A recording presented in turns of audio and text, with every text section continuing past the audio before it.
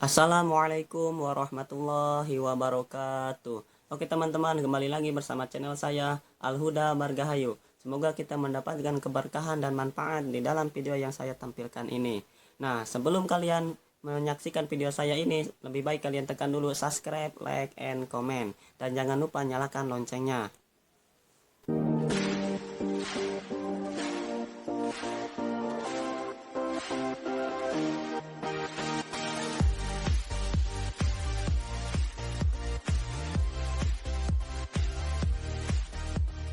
Bismillahirrahmanirrahim. Oke teman-teman, video saya kali ini saya akan menjelaskan hukum nun mati atau tanwin. Nah, hukum nun mati atau tanwin ini terbagi kepada 4 bagian. Yang pertama idhar, yang kedua ikhfa, yang ketiga iklab, yang keempat idgham. Nah, ini hukum nun mati atau tanwin. Nah, video saya yang sekarang ini saya akan menjelaskan tentang idhar. Nah, ketiga tersebut ini yang akan saya jelaskan di video saya selanjutnya. Jika kalian ingin menyaksikan video saya selanjutnya, maka kalian tekan dulu subscribe dan jangan lupa nyalakan loncengnya supaya kalian dapat menonton video saya yang selanjutnya. Oke, hukum nun mati atau tanwin. Yang pertama idhar.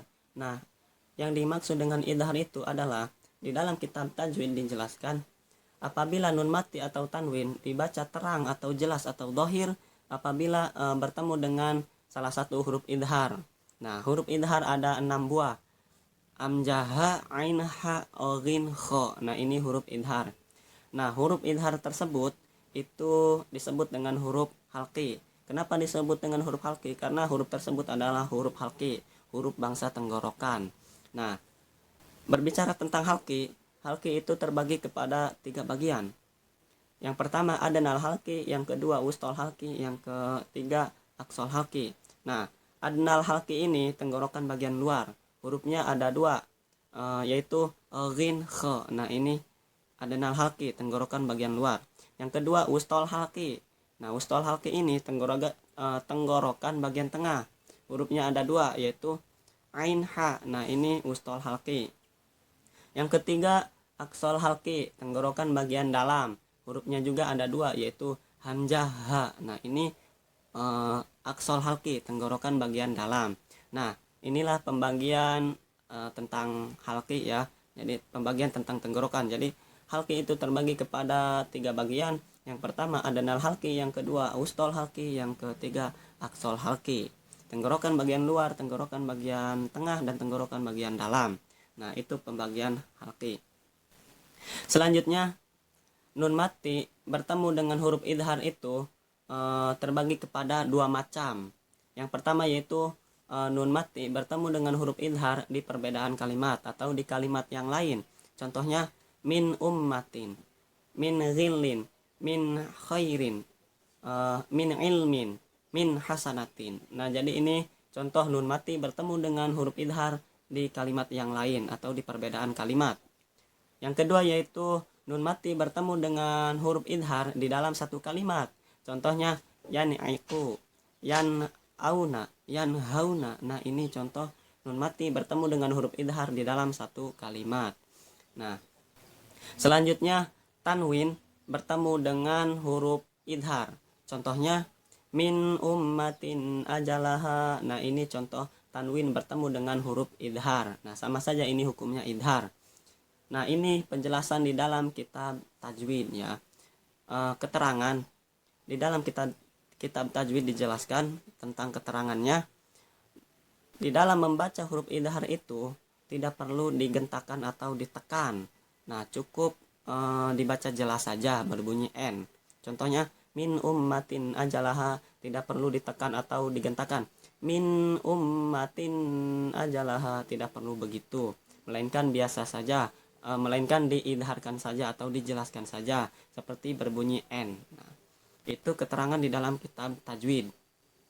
Di dalam kitab Nadham Tuhfatul Anfal dijelaskan linuni intaskun wali tanwini arba'u ahkamin fakhud tamini fal awalu idharu qabla ahrufi lil halati situn rutiba cafal turufi hamjun pahaun thumma ainul ha'u muhmalatani thumma ghainul kha'u. Nah, jadi di dalam kitab Nadham Tuhfatul Anfal juga dijelaskan hukum nun mati atau tanwin itu terbagi kepada 4 bagian. Yang pertama idhar, yang kedua ikhfa, yang ketiga iklab, yang keempat idgham. Nah, ini hukum nun mati atau tanwin. Yang pertama yaitu idhar. Nah, idhar ini yaitu jelas ya. Jadi yang pertama idhar, dan hurufnya itu ada 6 buah. Huruf tersebut dinamakan dengan huruf halqi. Hamzah, ha, ain, ha, ghin, kha. Nah, ini huruf idhar. Nah, ini penjelasan di dalam kitab Nadham Tuhfatul Anfal.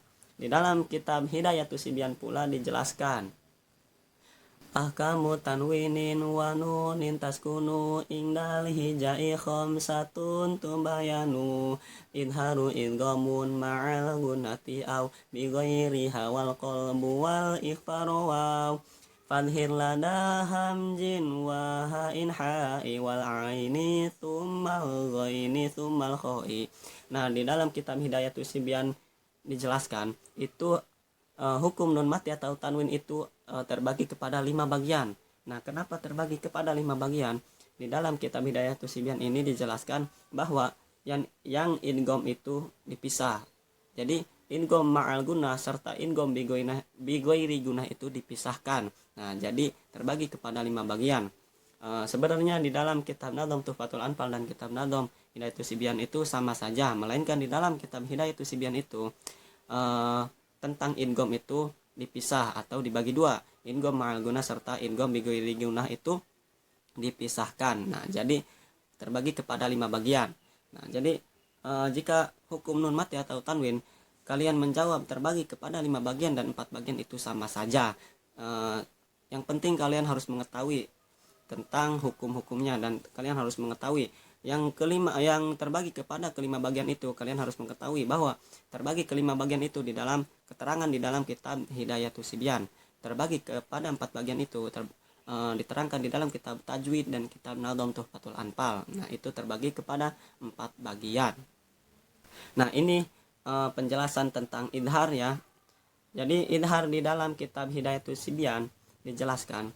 Nah, idhar itu ialah apabila nun mati atau tanwin bertemu dengan huruf idhar itu, maka itu harus dibaca jelas.